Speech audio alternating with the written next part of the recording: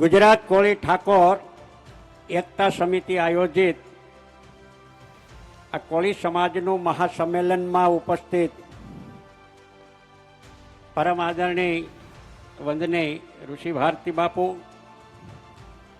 ભાઈ શ્રી અમિતભાઈ ચાવડા, ગેનીબેન ઠાકોર, ઋત્વિકભાઈ મકવાણા, રાજુભાઈ ગોહિલ, ભરતસિંહ ઠાકોર, સંદનસિંહ ઠાકોર, ભાઈ શ્રી રાજુભાઈ સોલંકી, ધરમસિંહભાઈ ધાપા, જયેશભાઈ રાજકોટથી, જુદા જુદા સંગઠનના બધા હોદ્દેદારશ્રીઓ, નિમંત્રણને માન આપીને ઉપસ્થિત રહેલા સારાય સૌરાષ્ટ્ર અને ગુજરાતમાંથી આવેલા સમાજ કોળી ઠાકોર સમાજના આગેવાનો, યુવાન મિત્રો, માતાઓ, બહેનો, યુવાન મિત્રો, પત્રકાર મિત્રો અને સ્વર્ગસ્થ ઘનશ્યામભાઈ ના સમગ્ર પરિવારજનો,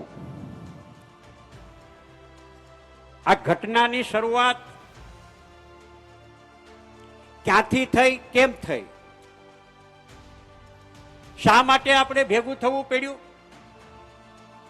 શા માટે એકત્રિત થઈને મહાસંમેલન બોલાવવાની ફરજ પડી છે? ઘનશ્યામભાઈ રાજપરા આ ઘટનાની શરૂઆત 2018માં થોરિયાળી ગામના સર્વે નંબર 65, 67, 80, 108 થી શરૂઆત થાય છે. આ સર્વે નંબરમાં ઘનશ્યામભાઈ રાજપરાના પરિવારે ને એમણે કરેલી દબાણ માટેની એક અરજી કલેક્ટરમાં થાય છે. કલેક્ટરમાં અરજી થાય પછી કલેક્ટર પ્રાંત અધિકારીને મોકલે છે, પ્રાંત અધિકારી મામલતદાર વિછિયાને મોકલે છે, ટીડીઓને મોકલે છે. મામલતદાર કોર્ટની અંદર કેસ રજીસ્ટર થાય છે અને કેસ ચલાવવામાં આવે છે. મામલતદાર 2020ની અંદર એમનો હુકમ કરે છે આ દબાણ દૂર કરવા માટેનો, કે આ દબાણ દૂર કરવું અને 250 રૂપિયા તમને દંડ કરવામાં આવે છે. ઘનશ્યામભાઈએ દંડ ભરી દીધો. દબાણ રેગ્યુલાઇઝ કરવા માટેની એમણે પોતાની રજૂઆત, જે તે વખતે દબાણ જ્યારે કાર્યવાહી કરતા હતા ત્યારે પણ એમણે મામલતદારને, પ્રાંત અધિકારીને પોતાની રજૂઆતમાં જણાવ્યું કે અમારે થોરિયાળી ગામે કોઈ પણ પ્રકારનો આશરો નથી, રહેવા માટે કોઈ જમીન નથી, અમને પ્લોટ આપવામાં આવ્યા નથી, અમારા જે ઘર ખેતી ચલાવવા માટેના સાધનો રાખવા માટેની અમારી પાસે જમીન નથી, અમને પ્લોટની ફાળવણી કરવામાં આવે, અમે આ દબાણ દૂર કરી દેવા માટે અમે તૈયાર છીએ અને સંમત છીએ. આ રેકોર્ડ ઉપર ઘનશ્યામભાઈ જણાવે છે મામલતદારને. છતાં પણ મામલતદાર એ સ્વીકારતા નથી અને દબાણ દૂર કરવા માટે એમને હુકમ કરવામાં આવે છે. ત્યાર પછી 202 ની એમને ફાઇનલ નોટિસ 2020માં આપવામાં આવે છે કે તમે 10 દિવસમાં જો આ દબાણ દૂર નહીં કરવામાં આવે તો તમારા ખર્ચે ને જોખમે આ દબાણ દૂર કરવામાં આવશે અને દબાણ દૂર કરવા માટેનો જે કાંઈ ખર્ચ થશે એ ખર્ચ તમારી પાસેથી વસૂલ કરવામાં આવશે. હું આ ઘટનાના પૂર્વજમાં જાઉં છું એટલા માટે, એ જરૂરી છે એટલા માટે કે આ બનાવ જે બન્યો છે એ એમને એમ નથી બન્યો. બનાવ બનવા પાછળના જે કારણો છે એ કારણો જાણવા બહુ અતિ મહત્વના છે. બનાવ એટલા માટે ત્યાર પછી દબાણ દૂર ન થતા જો મામલતદારે ધાર્યું હોત તો 202 ની જે નોટિસ આપી છે અને 10 દિવસની મુદત આપી છે અને ઘનશ્યામભાઈના પરિવારે કે ઘનશ્યામભાઈએ દબાણ દૂર ન કર્યું હોત તો પોલીસ બંદોબસ્ત રાખી અને આ દબાણ દૂર કરાવી શક્યા હોત, પણ એમ ના કર્યું. એમ શા માટે ના કર્યું? કે આ ઘનશ્યામભાઈ રજૂઆત કરતા હતા, લોકોના પ્રશ્નોની રજૂઆત કરતા હતા, આરટીઆઈ માંથી માહિતી માંગતા હતા અને વહીવટી તંત્રને મુશ્કેલી પડતી હતી અને એટલા માટે દબાણ દૂર ન કરાવતા લેન્ડ ગ્રેબિંગ ની અરજી થાય છે અને લેન્ડ ગ્રેબિંગ ની અંદર બધા અધિકારીઓ એમાં અભિપ્રાય આપે છે. મામલતદાર અભિપ્રાય આપે છે, પ્રાંત અધિકારી અભિપ્રાય આપે છે, નાયબ પોલીસ અધિક્ષક એટલે ડીવાયએસપી અભિપ્રાય આપે છે, કલેક્ટરને મોકલે છે. કલેક્ટર, ડીડીઓ અને જે ડીએસપી ની ત્રણેયની કમિટીની અંદર લેન્ડ ગ્રેબિંગનો કેસ નક્કી થાય છે. હુકમ કરે છે 18 તારીખે, 19 તારીખે એફઆઈઆર થાય છે. એફઆઈઆર ના દિવસે જ તમામ પ્રકારના અભિપ્રાયો અને પોલીસ તપાસ છે એ પૂર્ણ થાય છે અને એમની તાત્કાલિક 20 તારીખે એમની ધરપકડ કરવામાં આવે છે અને જેલમાં નાખવામાં આવે છે. મારે વહીવટી તંત્રને આ જાહેર મંચ ઉપરથી કહેવા હું માંગુ છું કે તમારી પાસે કાયદા છો, તમે કાયદાના નિષ્ણાંત છો. તમે મામલતદાર તરીકે, તમે નાયબ કલેક્ટર તરીકે, તમે ડીવાયએસપી તરીકે કે કલેક્ટર તરીકે કે એસપી તરીકે, ડીડીઓ તરીકે મારે તમને પૂછવું છે કે થોરિયાળી ગામની અંદર જે દબાણો હતા એ માત્ર ને માત્ર ઘનશ્યામભાઈ રાજપરાના પરિવારનું જ દબાણ હતું કે બીજા કોઈના દબાણો હતા? શા માટે તમે જ્યારે દબાણ માટેની કેસ કરી અને જ્યારે અરજી કરવામાં આવી ત્યારે શા માટે થોરિયાળી ગામના ગ્રામ પંચાયતના દબાણ રજીસ્ટરની અંદર એમાં નોંધણી થયેલી હોય છે કે ગામમાં કેટલા કેટલા લોકોએ દબાણો કર્યા છે? અને એ વખતે જો વહીવટી તંત્રએ સમાન ન્યાયની નીતિ મુજબ પોતાની વહીવટી પ્રક્રિયા કરી હોત અને દબાણો બધાને નોટિસ આપીને એક સાથે જો ખાલી કરાવવામાં જો આવ્યા હોત તો શાયદ ઘનશ્યામભાઈનું મર્ડર ન થઈ શક્યું હોત અને એ ઉપર ન જઈ શક્યા હોત. પણ મારે દુઃખ સાથે કહેવું પડે કે વહીવટી તંત્રની કિન્નાખોરી, ઘનશ્યામભાઈએ જે દબાણ કર્યું છે એને લેન્ડ ગ્રેબિંગની અંદર બધા અધિકારીઓ અભિપ્રાય આપે છે અને જેલમાંથી છૂટીને ઘનશ્યામભાઈ ઘરે આવે છે અને ત્યાર પછી ઘનશ્યામભાઈ લેન્ડ ગ્રેબિંગની અરજી કરે છે અને એ અરજી કરે છે ત્યારે આજ વહીવટી તંત્ર, આજ મામલતદાર, આજ પ્રાંત અધિકારી, આજ ડીવાયએસપી પોતાની તપાસ વખતે ઘનશ્યામભાઈ જે લેન્ડ ગ્રેબિંગની અરજી કરે છે એમાં એમ અભિપ્રાય આપે છે કે આ કેસ લેન્ડ ગ્રેબિંગનો થતો નથી. ઘનશ્યામભાઈમાં થાય છે. ઘનશ્યામભાઈ સામેના વાળા લોકો સામે કર્યું તો એમાં લેન્ડ ગ્રેબિંગ થતું નથી. અને ત્યાર પછી આ ત્યારે જ થઈ શકે કે વહીવટી તંત્રમાં કામ કરનારા લોકો, એ તલાટી મંત્રી હોય, સર્કલ હોય, તાલુકા વિકાસ અધિકારી હોય, મામલતદાર હોય, પ્રાંત અધિકારી હોય, કલેક્ટર હોય, એસપી હોય, એ એસપી ની સાથે રાજકીય લોકો, જવાબદાર લોકો બંનેની મિલી ભગત હોય ત્યારે જ આ પ્રકારની પરિસ્થિતિનું નિર્માણ થતું હોય છે. આટલું યાદ રાખજો. આ મિલી ભગત વિના આવું ક્યારેય શક્ય ન બને. દબાણ બધાય સરખા હોય, એકમાં લેન્ડ ગ્રેબિંગ જો થતું હોય તો બીજામાં પણ લેન્ડ ગ્રેબિંગ થતી હોય, એ જ અધિકારીઓ અલગ અલગ અભિપ્રાય આપે અને એ અભિપ્રાયના કારણે ત્યાર પછી હાઈકોર્ટમાં જાય છે. હાઈકોર્ટ મનાઈ હુકમ આપે છે, ફેર તપાસ કરવા માટેનો હાઈકોર્ટ હુકમ કરે છે. ફેર તપાસ થાય છે ને ફેર તપાસ વખતે આ અધિકારીઓ રેકર્ડ ઉપર એમ કહે છે કે આમાં લેન્ડ ગ્રેબિંગ થતું નથી. અને મામલતદાર શું જવાબ લખાવે છે કે સરકાર પાસે એવો કોઈ નિયમ કે કોઈ કાયદામાં જોગવાઈ નથી જમીનો આપવા માટેની. મામલતદાર કોઈ ભેસાણિયા નામ હતું, જો હું ભૂલતો ન હોઉં તો, ભેસાણિયા હતા. ભેસાણિયાજી આજે તમે જ્યાં નોકરી કરતા હોય ત્યાં, પ્રાંત અધિકારી અત્યારે જ્યાં નોકરી કરતા હોય, અહીંયા કરતા હોય, ન કરતા હોય, ટ્રાન્સફર થઈને બીજા ક્યાં ક્યાં હોય, ઘનશ્યામભાઈ રાજપરાએ તમને વિનંતી કરી, રજૂઆત કરી કે અમને તમે જમીન આપો, અમે આ જમીન ખાલી કરી દેવા તૈયાર છીએ. તમે એમ કહો છો કે સરકારમાં આવી કઈ જોગવાઈ નથી. ત્યારે પ્રાંત અધિકારી, રાજકોટ કલેક્ટર, રાજકોટ જિલ્લા વિકાસ અધિકારી અને પ્રાંત અધિકારી ગોંડલને હું કહેવા માંગુ છું કે 1/5/2017 નો ગુજરાત સરકારના પંચાયત અને ગ્રામ ગૃહ નિર્માણ વિભાગનો ઠરાવ છે અને આ ઠરાવની અંદર જોગવાઈ કરવામાં આવી છે ચોરસવારના પ્લોટો આપવા માટેની. જે કોઈ લાયકાત ધરાવતા હોય તો એને ચોરસવાનો પ્લોટ આપી શકાય. લાયકાત ધરાવતા ન હોય તો ગામતળ વધારી અને ગામતળની અંદર જાહેર હરાજીને થી પ્લોટો પણ આપવા માટેની રાજ્ય સરકારના પંચાયત વિભાગની અંદર આ જોગવાઈઓ છે.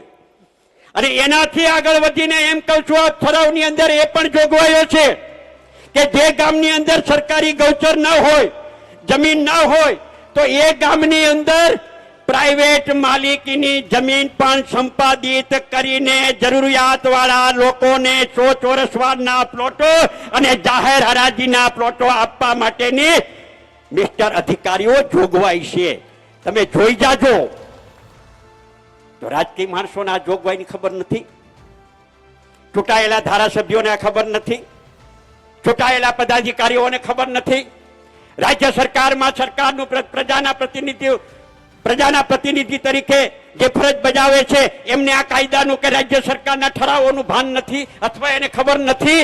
ખબર છે છતાં પણ એનું અમલવારી કરી નથી, અને પરિણામ ઘનશ્યામભાઈનું જે આવ્યું આપણી નજરની સામે છે. એટલે હું સ્પષ્ટપણે દાવા સાથે કહું છું, આ જાહેર મંચના સંમેલનના માધ્યમથી કહેવા માંગુ છું કે ભાજપનો કોઈ પણ પદાધિકારી, ભાજપના કોઈ પણ આગેવાન, કોઈ પણ અધિકારી સામે આવો ચર્ચા કરવા પૂંજાભાઈ વંશ કાયદાકીય રીતે તમારી સાથે તૈયાર છું. અને જો તમારી જવાબદારી જો ફિક્સ ના થાય તો હું જાહેર જીવન જો કાયમી માટે છોડી દેવા હું તૈયાર છું. તમે કોને મૂર્ખ બનાવો છો? કાયદામાં આટલી સ્પષ્ટ જોગવાઈઓ હોવા છતાં તમારી ફરજના ભાગ તરીકે, તમારી જવાબદારી હોવા છતાં તમે કાયદાનું અર્થઘટન બરાબર ન કરો. તમને અનુકૂળ હોય એના માટે તમારે બરાબર, તમને અનુકૂળ ન હોય એના માટે અલગ પદ્ધતિ, અલગ કાયદાઓ.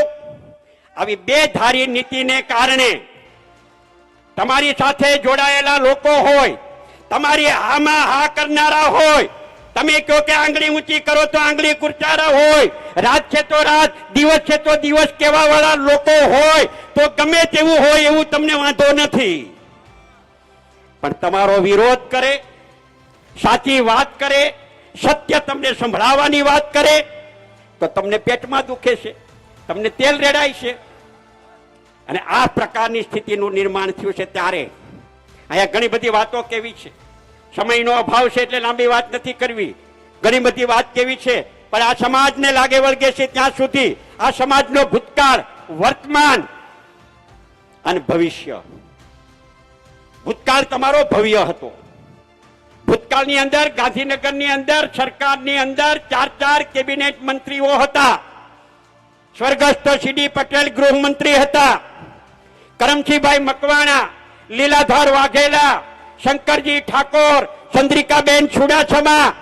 આ કોળી સમાજનો ભવ્ય ઇતિહાસ હતો. ગુજરાતના કોઈ પણ નાના મોટે ગામડે ખૂણે કાંઈ પણ નાનો મોટો બનાવ બનતો અને સમાજના લોકો ગાંધીનગરમાં જતા તેની વાત સંભળાતી. એને અન્યાય થતો હોય તો એને ન્યાય મેળવવા માટેની ભૂતકાળની અંદર આ જૂના પેઢીના આગેવાનો કરતા હતા. મારે તમને પૂછવું છે કે આવનારા દિવસોની અંદર તમારે ક્વોલિટી જોઈએ છે કે ક્વોન્ટિટી જોઈએ છે? અને જ્યાં સુધી સમાજ જો નક્કી નહીં કરે, જો ક્વોન્ટિટીમાં જ રહેશું, સંખ્યા બળમાં જ રહેશું, ક્વોલિટીને બાજુ પર રાખશું, તો આજે જે સ્થિતિ છે આના કરતા પણ ખરાબ પરિસ્થિતિ આ સમાજ કોળી ઠાકોરની આવવાની છે. એટલું યાદ રાખજો મારી વાત. તમારે એવા લોકોને તમારે પસંદ કરવા પડે જાહેર જીવનમાં કે કોઈ પણ જગ્યાએ કે તમારો અવાજ ઉઠાવી શકે, તમારા પ્રશ્નો માટે બોલી શકે, તમને ન્યાય અપાવવા માટે મહેનત અને પરિશ્રમ કરી શકે.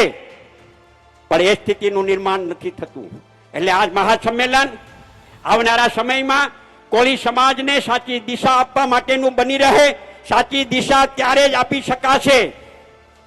તમારે આ સમાજની દશા સુધારવી હોય તો સમાજે આવનારા દિવસોમાં સાચી દિશામાં જવું પડશે.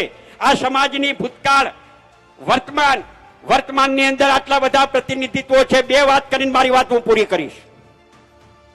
જાહેર જીવનમાં રહેનારા લોકો લોકશાહીમાં સત્તા પક્ષ ને વિપક્ષ આ બંને ફરજ બજાવતા હોય છે. વિરોધ પક્ષની જવાબદારી શું? અમે વિરોધ પક્ષનું કામ કરીએ છીએ. જ્યાં જ્યાં સરકાર દ્વારા અન્યાય થતા હોય એ અન્યાયની સામે લોકોને ન્યાય મળી રહે અવાજ ઉઠાવવાનું કામ વિરોધ પક્ષ તરીકે વિપક્ષનું છે.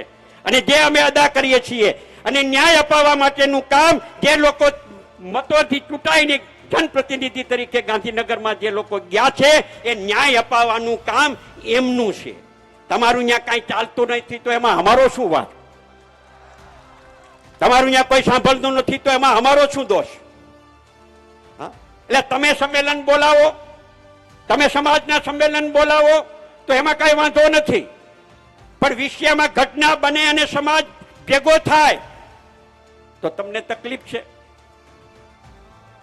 ચોટીલામાં સંમેલન થયું હતું, કોળીની નાચ ભેગી કરવી, કોળીની નાચ ભેગી કરવી, કોળી ભેગા થયા અને બીજે દિવસે સંમેલન તો ભાજપનું થઈ ગયું. એવો દ્રોહ તો આ બીજા તો નથી કરતા, આ સમાજ તો નથી કરતા. અહીંયા કોઈ માની લો કે રાજકીય બેનર નથી, કોઈ રાજકીય બેનર નથી. અમે અહીંયા આવ્યા તો અમારું રાજકારણ કરવા નથી આવ્યા. અમે અહીંયા સમાજમાં જે બનાવ બન્યો છે, સમાજની વચ્ચે લાગણીને માંગણીને ધ્યાનમાં રાખીને અમે તમને હૂંફ આપવા કે તમને મદદરૂપ આપવા થવા આવ્યા છીએ. આ ઘટના બની છે ત્યારથી, જે દિવસે બની છે વિછિયાની અંદર આ ઘટના બન્યા પછી રાજ્યના ગૃહમંત્રી એમ કહે કે વરઘોડો તો નીકળશે જ. તો વરઘોડો નીકળશે તો પછી વરઘોડો નથી કાઢ્યો એના કારણે તો આ સ્થિતિ નિર્માણ થઈ. તમારા પાપને કારણે. તમે જો વરઘોડો કાઢ્યો હોત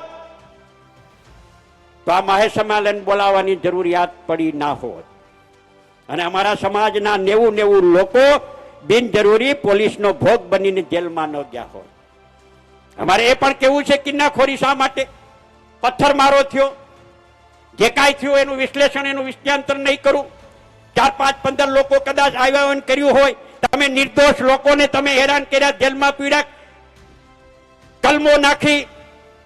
અને કલમો નાખ્યા પછી જે લોકો સ્થળ ઉપર હતા, ની જાગવાડીએ હતા, પોતાનો ધંધો કરતા હતા, એવા લોકોને પણ તમે જેલમાં નાખ્યા. એટલે પથ્થરમારો કરવા વાળા 15 થી 15 લોકો હશે, એટલે એની હારે ખાખી વર્દી વાળા નહોતા પથ્થરમારો કરવામાં. એટલે વિડીયોમાં નથી દેખાતું, રાજકોટ કલેક્ટરને નથી દેખાતું, રાજકોટ એસપી ને નથી દેખાતું, ગોંડલના નાયબ પોલીસ અધિકારી ડીવાયએસપી ને નથી દેખાતું, સ્થાનિક પીઆઈ ને નથી દેખાતું.